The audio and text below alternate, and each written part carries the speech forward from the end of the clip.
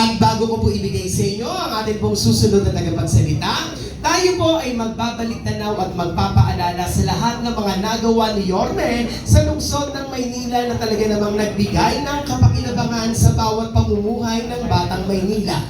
Kaya po sabay-sabay po nating panoorin to. Ng Maynila ay tinagurian na perlas ng silangan, the Pearl of the Orient. Isa sa pinakamagandang syudad pagkatapos ng rehimen ng Espanya. Subalit, sa kasamaang palad, ito ay winasak ng digmaan noong panahon ng Hapon. At simula noon, tila nahirapan na ang syudad na bumangon. Hanggang ang isang anak ng syudad ay tumayo at pinangunahan ang pagbabago nito. Mayor-elect Isko Moreno Domagos are now rolling up his sleeves to bring back the city's lost glory. Ibabalik ko na po ang tayi sa mga taga-lungsod ng Maynila. At sa kanyang paglilinis ng syudad ng Maynila, ginawa niyang araw ang gabi at hindi siya nagpahinga para lang isakatuparan ang kanyang mga pangarap sa mahal niyang syudad. Nilinis niya ang mga dugyot na mga lugar ng Maynila.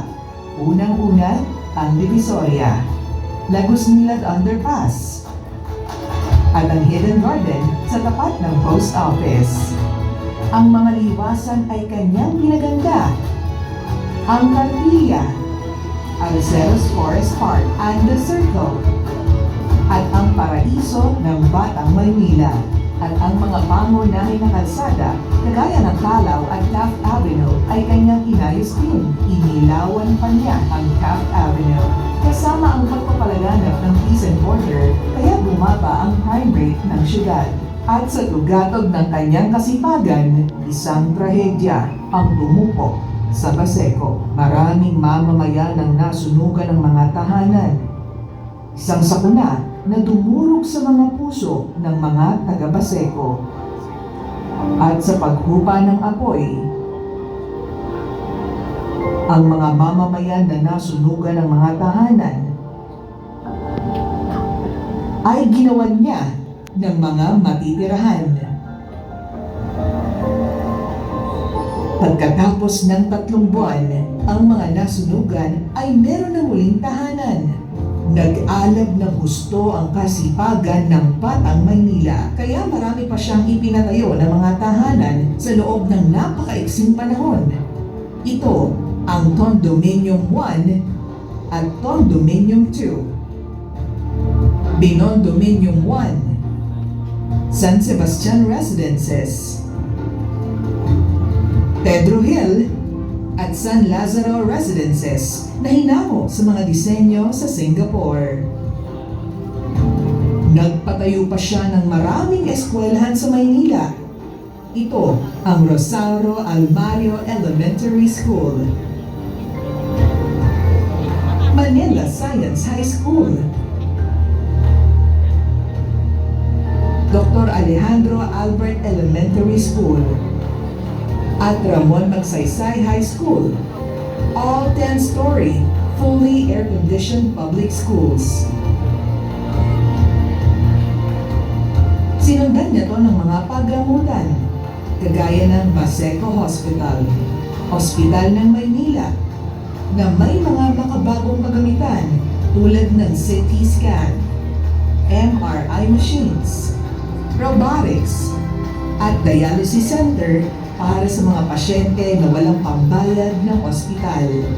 Tinupad din ni Yorme ang pangako niya sa ating mga lolo't lola sa pagbibigay ng benepisyo sa kanila, tulad ng monthly allowance, birthday cake, black rice, and sure milk and vitamins.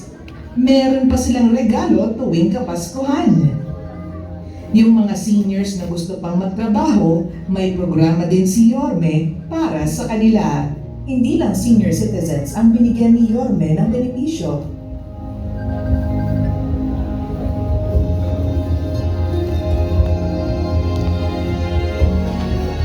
Pati PWD, solo parent, teachers, and students of PLM and UDM.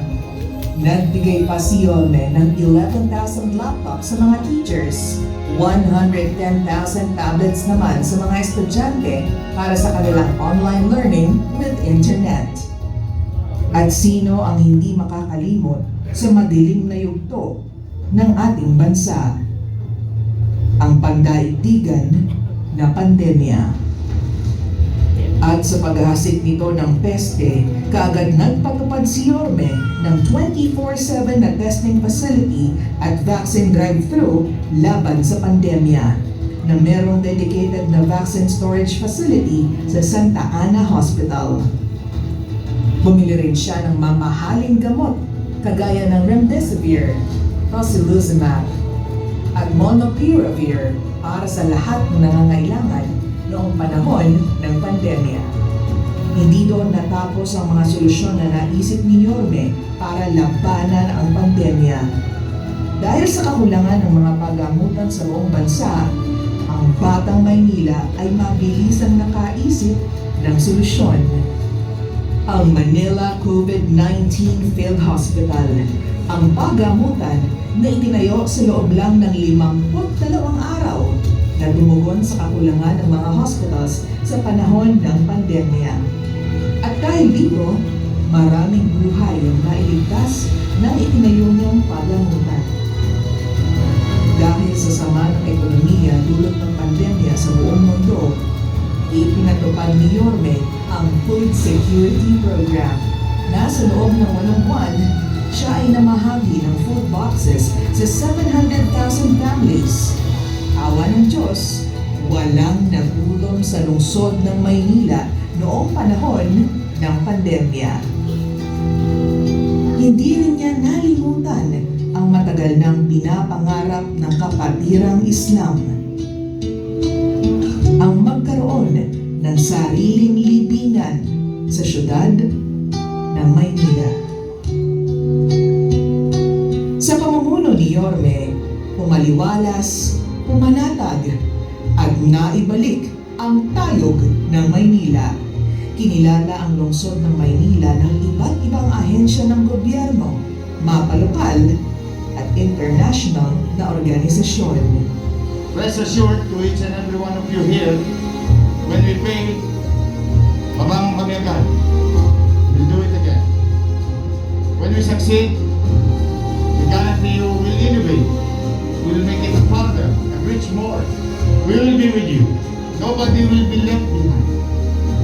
Now together, let's make Manila great again. Ang pagbabalik ni Yorme. At sa mga pagkakataon po ito, isang malaking karangalan po para sa akin ang ipakilala ang isang leader na kahit kailan ay hindi tayo iniwan sa gitna ng laban natin sa pandemya. Ang isang leader na tunay na nagbigay ng pagmamahal, malasakit at kalinga, lalo't higit ang ating naging kaagapay sa oras ng ating pangangailangan. Ang batang galing sa hirap, nagsumika. Ang batang Maynila, Yorme Isko Moreno Domingos.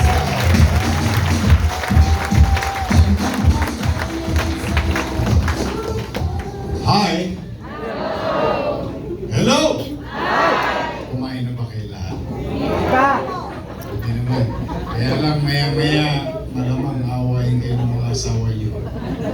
Kasi mag-alas 6 na wala pa nagsasaing sa bahay. Anyway, una, salamat sa Diyos.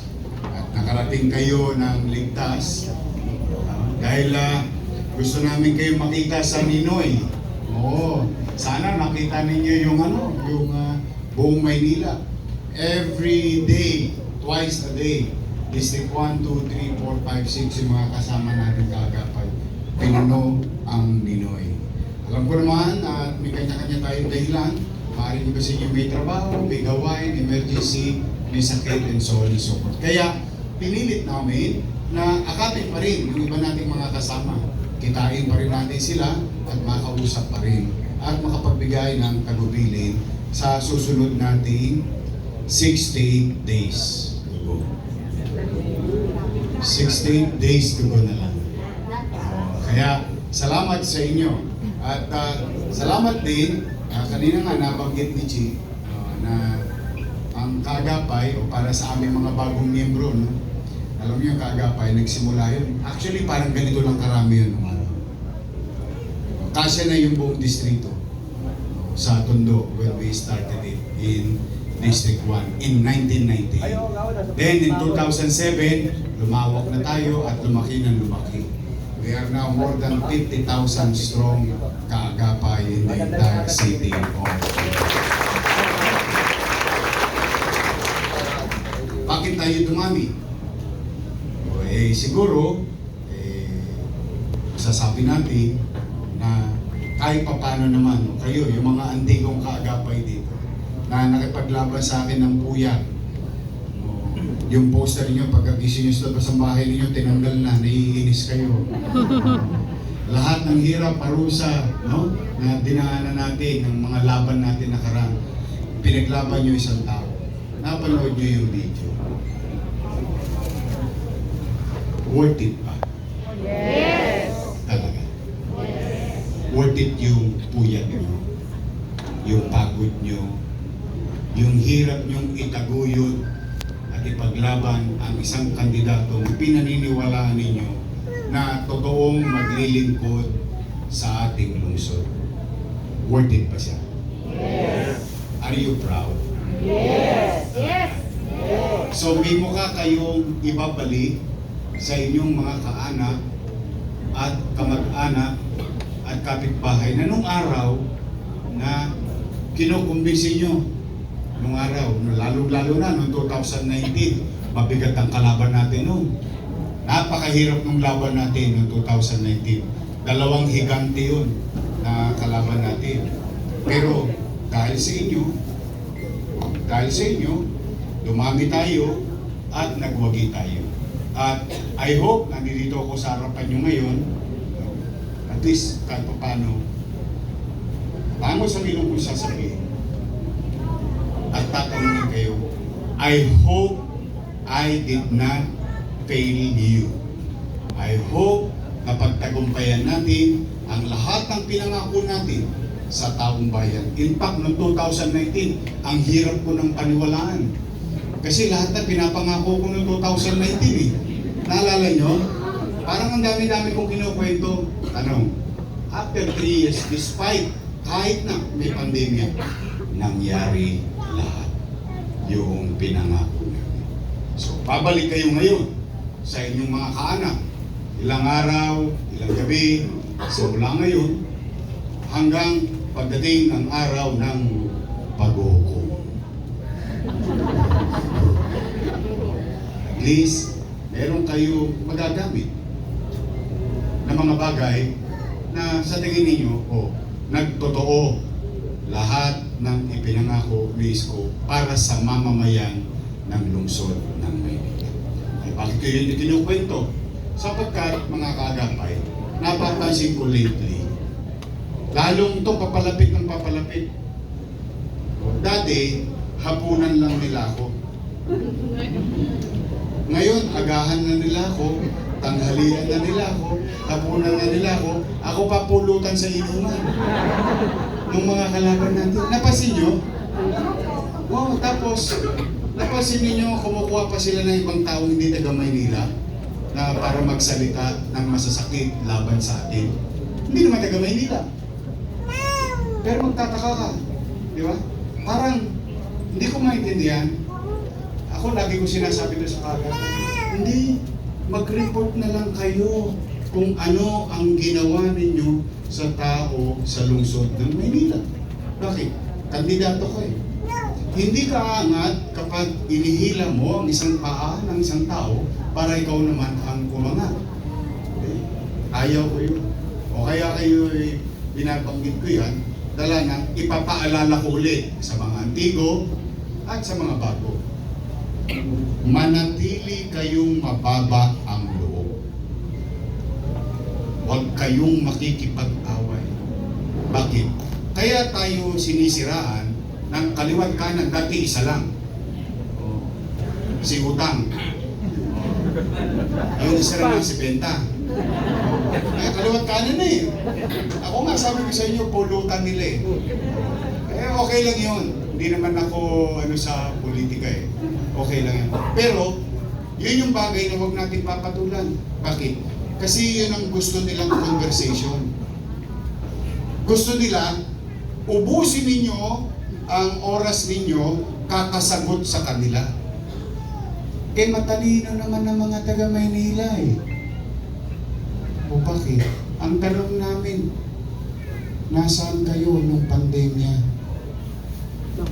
Nung panahon na kailangan namin kayo. Parang mga kabuti, nagsulputan na lang bigla ngayon. Noong madilim ang ating buhay na para bang wala ng liwanag na mararating. Sino ang kasama ng tagalungsod ng Maynila? 24 oras. In fact, marami sa inyo nakasubaybay. 3 months. Hindi ako umuwi ng bahay. Not a single night, not a single day. Dahil alumpihit ako, hindi ako mapakali. Paano ko itatawid yung gutom, yung takot, yung pagkakasakit ng 2 milyong bibig at mamamayan sa ating puso. At least, uuwi kayo ngayon. Babalik kayo sa mga bahay ninyo. At least matangos ang ilong ninyo, kayo na mga nangabuhay dito. Kayo. Kasi iba namatay na eh. Hindi na natin sila magiging testigo. Kayo na ang testigo. Kayo na ang magpapatunay. Matangos ang ilong niyong kaya niyong sabihin, noong panahon ng pandemya, walang nagutom sa lungsod ng Maynila.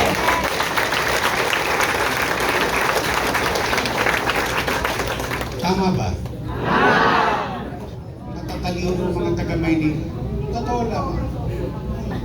Ngayon, kung paano ko ginawa yun, hindi ko naman kailangan kwento yung ito pamamala. Ayan, sabi ko nga nun, naalala niyo may sinabi ako sa Facebook live ko nung nagkakagulo ng tao, natatakot ng tao. Sabi ko, lolo ko, mga nanay, tatay, mga batang Maynila, pumanatag kayo. Huwag kayong mag-aalala. Pag ako wala nang maibibenta, nakita niyo itong relo na ito, ipatatas ako ito kitang bunting makarakos lang tayo. I said that in a public video. Why? Kasi gusto mong i-assure yung mamamayan mo, may gobyerno sa lungsod ng Maynila. Ang pagiging mayor ay parang isang ama o isang ina. At ang anak mo ay 2 milyong mamamayan. Umaasa sa iyo. Tanong, taas ang kamay ng may anak dito. May apo. May pamilya. Real to. Kapag walang makakain ang pamilya niyo, gagawa niyo ng paraan. Talaga? Ikaw ba na isusubo mo na lang, ibibigay mo? Tama? Kaya nga lahat ng kambyo, lahat ng kwenta, inaabot mo eh. Tama mali? Nakita mo na yung nakaturban, ayan na si Bombay, pwede ka bumalik. Tama mali? Mairaos lang. Maitawid lang. Tama mali? That's also being a mayor. Hiningi mo yan eh. Pala ka eh. Pala desisyon ka eh. Gusto mo maging mayor, akalain mo ba magpapandemya? Ikaw ang humingi niya sa tao na mag-mayor ka. Hindi ibabalik mo sa tao, reklamo. Ang ibabalik mo sa tao, solusyon sa problema at katayuan ng iyong pamilya. Kaya itong laban natin, magaang tong laban natin. Bakit? Magre-report lang tayo sa taong bayan. Bakit naman ganun? Siyempre, naniniwala ko, matatalino mga taga Maynila. Hindi tayo makukuha sa dila-dilata lang. Sa bigas-bigas lang. Ako naman, ang payo ko, pag nadapuan kayo nun, kalawitin nyo, sayang din yung basahin din. Sayang! Oo! Tirahin nyo ng tirahin. Pero naman ng taong bayan yun eh. Oo, totoo lang. Eh, sayang din naman. Kung baka 5 kilo ka, ba? Tipong mga 3 araw lang, 4 na araw na yun. Tama ba? Kaya ako, wag tayong maninira. Wag tayong makikipag-away. Magpakababang loob kayo. Katulad ng dati pa. Kasi habang kayo nagpapakababang loob, pinapahaba nyo naman ang kamay nyo. Akapin ninyo ang kaya nyong akapin. Sabi nga sa mag-asawa, pag bagong kasal, ano sabi? Humayo kayo at magparami. Tama ba? Hindi ng anak ha? O ng kasama. Kaya tayo, lagi tayo. We can stay humble. Always humble. May takot sa Diyos, may paggalang sa kapwa. Pero we have to be firm. Katulad natin, pagdating sa partikular na problema ng tao, matigas ako. Hindi ako bibigay. Kahit kakampi kong politiko, pag mali siya at maapektuhan ng tao, nilalabanan ko. Bakit? Firm ako dun eh. But we can still stay humble. Bakit? Anumang tigas ng bulalo, lalambot din yun. Kaya yung mga kaanak nyo, yung mga mahal nyo sa buhay, mga kaibigan, kaklase, kausapin nyo. Magparami tayo. Ipapaliwanag natin yung dividendaso. Bakit? Eh kasi tayo may prueba. Tama ba? Di ba sa karera? Ano tinitingnan sa dividendaso? Yung loob, yung prueba. Iyan dami nating resibo.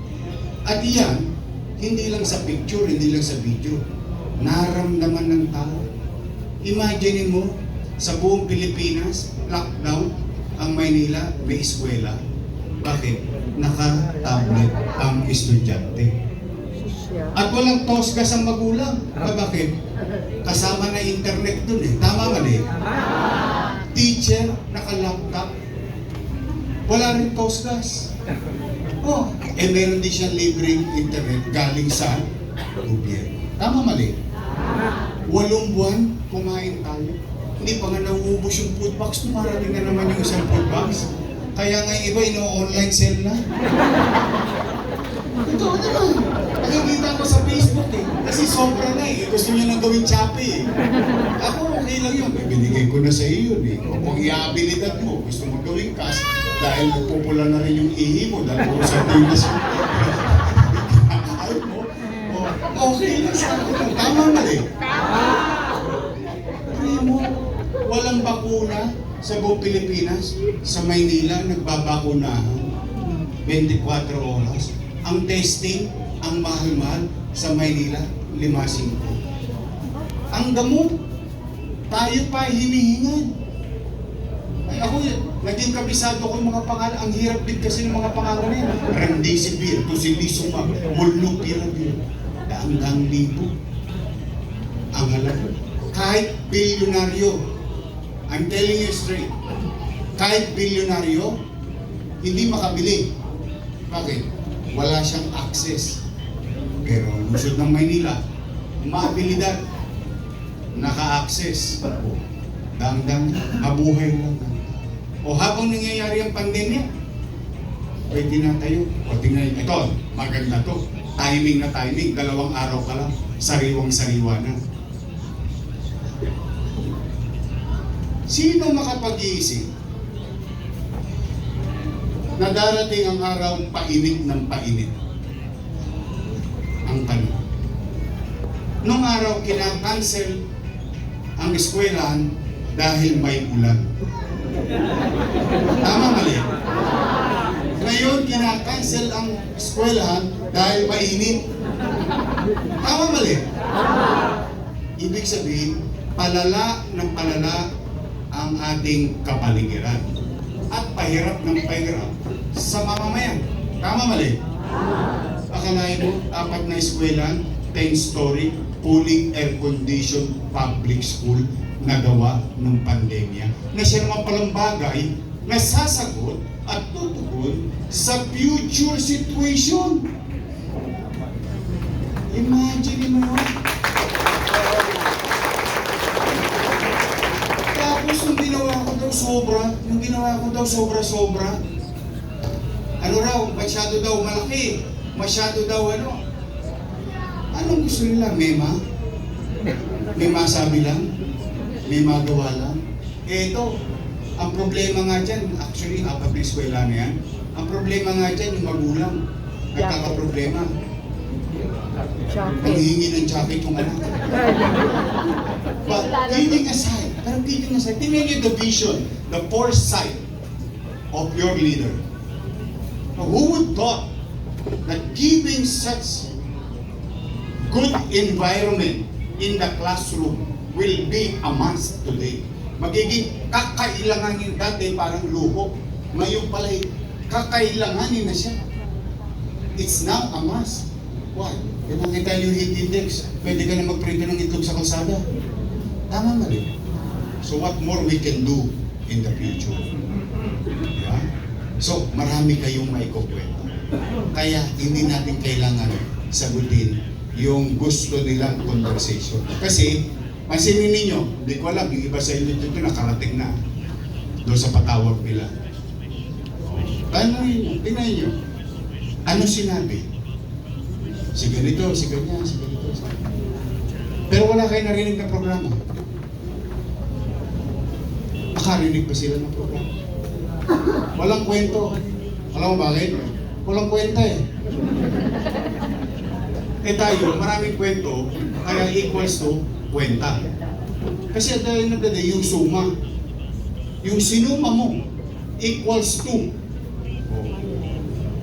responsibilidad, hiningi mo, binigay ng tao. May mandato ka. Ginampanin mo ba ang tungkulin mo sa taong bayan? Yun ang itatanong ng tao. Ano ang ginawa mo sa amin? Tayo na may pandemya pa. Nakaraos pa. Ayun, puro sila utang. Hindi naman bago yung utang na yun eh. Luma na yan eh. Bakit? Bago pa sila mag-mayor, nandiyan na yung utang eh. Bakit nung araw? Gusto mo maging mayor? Alam mo namang may utang. Nung sinisingil ka na ng taong bayan kung ano ginawa mo, ang sinisi mo may utang. Hindi, totoo. Really talk, di ba? O tapos ito maganda, cutting ribbon. Sila daw may gawa. Pero yung pinambayad doon, utang, kasalanan ko. Napasin nyo? Sabi ko na matalino mga taga-Maynila eh. Hindi mo talaga matutulog sa mga taga-Maynila. Pero ito, moving on. Basta kayo, pakababang. Hindi mga away, huwag nyo silang tularan. Unang-una, yung boto mo ay pareho lang ng boto niya. So pag alam mo yun sa sarili mo, kaya mo siyang bigyan ng pahalaga. Kasi ang bilang ng boto mo isa, ang bilang ng boto niya isa. Antay lang kayo. Nilo mo iparamdam sa kanya. Yung pagpapahalaga. Pag kinakausap mo ang asawa mo, kinakausap mo ang anak mo, ang pamilya mo, o pagkatapos mo sa loob ng bahay, pag nangwakali, yung kapitbahay mo si Marites. O sabi mo, o pagkatapos si Marites, yung sa kanan, si Tolets. Tol, anong latest? Kumbaga, dadami tayo kung ang ipinakikita ninyo ay paggalang sa kapwa mamamayan at kababaang. Ayun, tatanungin ko lang, survey lang. Hindi ko mo kayo kadapay. Tatanungin ko kayo bilang mamamayan. Napapansin nyo ba? Yung napapansin ko din na dumudugyot ulit ang Maynila. So, nung panahon ko ba luminis? Umayos. Thank you very much. Pangalawang survey. Lately, kinakabahan ba kayong maglakad ng madaling araw ng mag-isa? Yes. Bakit? Dami ng dapper. Naglibasi ko naman ng mga tulongges. Tumpukan na naman ang tulongges nyo. Sa Arte, Rahaba, Wandona, Abad Santos. Pati nanay, kinakabahan. Bakit? Papasok sa eskwela yung anak niya, Hindi niya alam. Baka mamaya, buti sana kung nakalawit lang yung cellphone. Yung cellphone pwede lang ipangutang ulit sa Bombay. Eh mamaya madisgrasya yung anak. Tama mali? So, may takot ulit tayo dahil napapabayaan ang peace and order situation sa Maynila. Yung ba nararamdaman natin? Naalala niyo ba nung panahon ko, hanggang madaling araw, may gobyerno sa lungsod ng Maynila.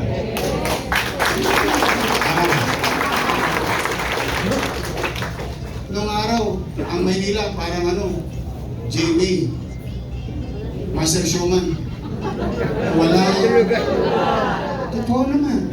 Bakit? Kasi gusto ko iparamdam, mapamahirap ka, mapamayaman ka, habang natutulog ka, at ikay malapit na sa purgatorio, sa lalim ng tulog mo, panatag na panatag ka, the back of your mind, ang nasa isip mo habang nasa loob ka ng bahay, ay hindi, may gobyerno pa sa lungsod ng Maynila, sa kalsada namin. Tama mali? Gusto niyo bang ibalik yun? Pangatlo, so kalinisan, kaayusan, at kapanatagan. Gusto niyo pa ulit magkaroon ng opportunity of growth ang Maynila. Tayo yumabong ulit. Bumalik ulit ang tiwala ng mga negosyante. Eh bakit mahalaga yun? Una, trabaho. Pangalawa, buwis. Tama mali? Gusto niyo maibalik yun? Nakita niyo kahit iba't ibang bahagi ng mundo, kahit mga ambasador, kinilala ang Maynila sa bilis ng paglago. When I became mayor, nung binoto niyo akong mayor noon, noong 2019, out of 17, number 16 ang Maynila. Bago ko umalis, number 3 ang Maynila. Ang gawin niyo, siya sa atin ninyo yung kiniklaim ko. Bakit? Ikaw. Tayo yun, mga batang Maynila tayo. Now we are out of 17, we are now number 17. Talo pa tayo ng pateros sa economic growth. So ano ibig sabihin? So yung kadugyutan, yung kriminalidad, masama pala talagang epekto sa hanap buhay ng tao. Una, sa damdamin ng tao. Sa mata ng tao. Eh, syempre kung nakikita mo ng mga dugyot puro ban nila at libag nabubwisit ang tao. Nakukonsumi ang tao. Tapos wala kang kapanatagan, naiinis ang tao, natatakot ang tao. Anong sa tingin yung isipin ng mga negosyante? Aalis ng Maynila. Tama mali? O tayo nung ngayon, siyempre, magkakabrad na tayo ngayon. Walang negosyo, walang trabaho, equals to tambay. Nyanyanga ka naman sa kanto, pre. Hindi totoo. Pre, binibiro-biro ko yan, pero sa totoo. Yan ang epekto kapag ang pamahalaan, hindi tao wala kayong panira. Basta pamahalaan. Pag ang pamahalaan hindi nagtatrabaho. Pag ang pamahalaan hindi nagpa-function properly. Kapag ang pamahalaan hindi nagpa-function efficiently, ang resulta, decline. Decline yan. At yung pag-decline, unti-unti yan mararamdaman ng utaw. Tatama yan sa tao. Kaya ngayon, gusto nyo bang ibalik ang sigla ng Maynila? Yes! Ano? Handa na ba kayo? Yes! 6 days to go. Yes! Handa na kayo? Yes! Handa na kayong ibalik ang kalinisan at kaaliwasan ng lungsod ng Maynila? Yes! Handa na ba kayong ibalik natin at maibalik sa taong bayan ang kapanatagan ng pamumuhay sa Maynila? Yes! Handa na ba kayong magkaroon ng oportunidad at makilala muli ng Maynila ay window of opportunity for every citizen in the city of Manila? Yes! Then, sabay-sabay tayo. Magtulungan tayong lahat. Tulungan nyo kami. Sama-sama. Huwag kayong maghahalo ng iba. Dahil ang ibinibigay ko sa inyo yung cockpit na. Pag inalis nyo ang kalabasa dyan, hindi na cockpit yan. Tama mali? Pag inalis nyo ang isang gulay dyan, sitaw, hindi na yan cockpit. Tama mali? Ito naman,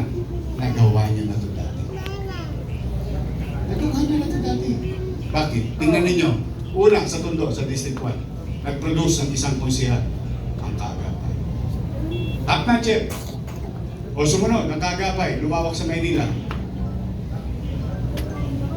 36 councilors out of 36 nanalo dahil sa tulong niyo.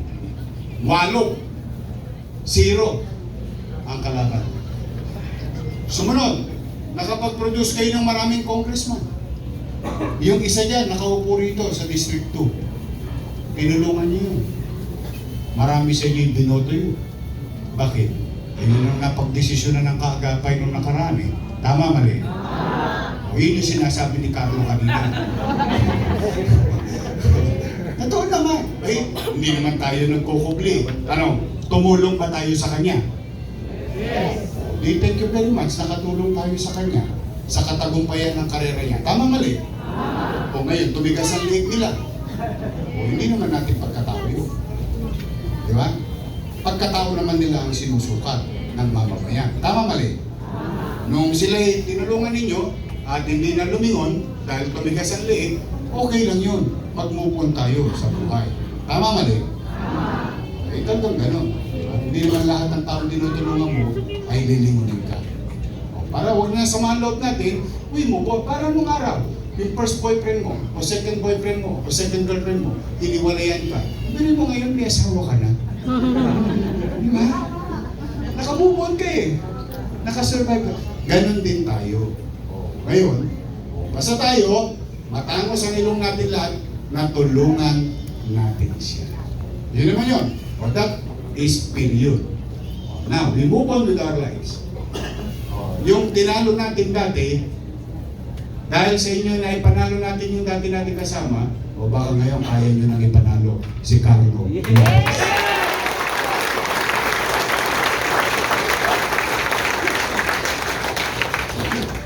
Kayo ang naglagay.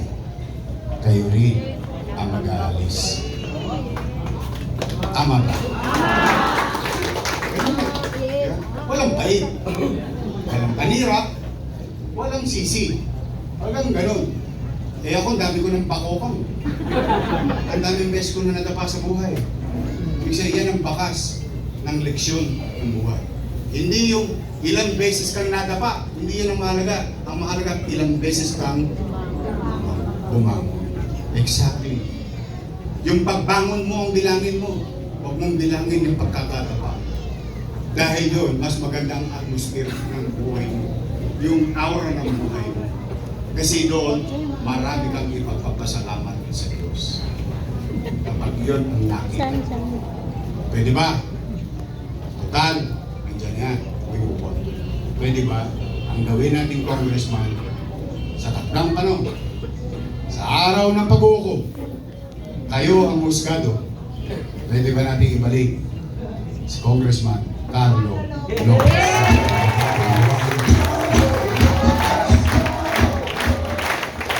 Nagawa niyo na, 6 na congressman. 6 ang congressman sa Maynila. Ito pa maganda.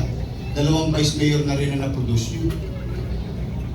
3 na actually. 3 na. Yung nakaupo ngayon, tinulungan nyo rin yun eh. Tama, mali? O sino-sino mga tinulungan yung vice mayor? Ako. Dahil sa inyo, naging vice mayor ako. Tama, mali? At saka yung isa. Kasi tama naman. Tinulungan nyo ba? Tulungan ba natin? Good for her. Nanalo siya. Tama, mali?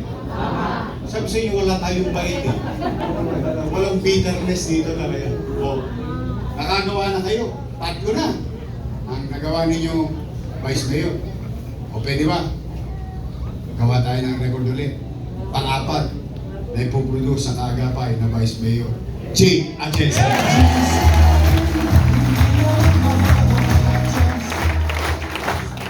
Pwede naman, eh. May asin naman eh. Mukha lang yan 19. Naintindihan nyo na yun. Ako rin sa uwi. Ay, siya raw ay graduate ng Lasal. Sosyal. Thank ko naman siya. Ako'y graduate ng Ateneo.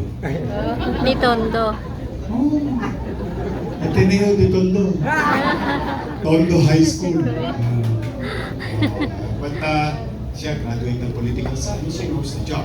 Plus the fact that yung tatay niya, dating vice mayor, alam niya, she knows how to be presiding officer of the city council of Manila.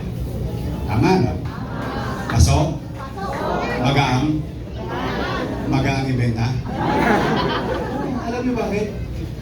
Alam mo pinakamahirap sa isang produkto, pag ang naglaban, Pepsodent at Colgate. Yung kandidato natin, Colgate. Tama mali?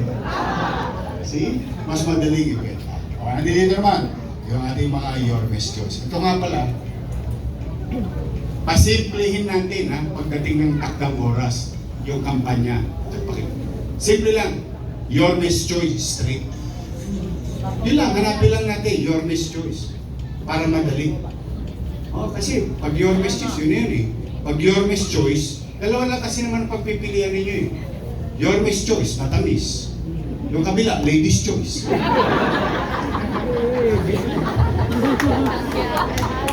Wala na ako sinabi, kayo may sinabi.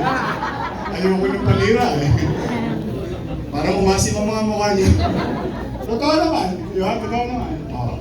Yormes Choice na tayo straight. Nandito, Nico Evangelista. Ramel Miranda. Holong C. Awi Sia. Dami talagang kamag-anak nito. Puro kamag-anak. Tsaka si Robbie Ong. May nilakas. At syempre, ang laging nangongona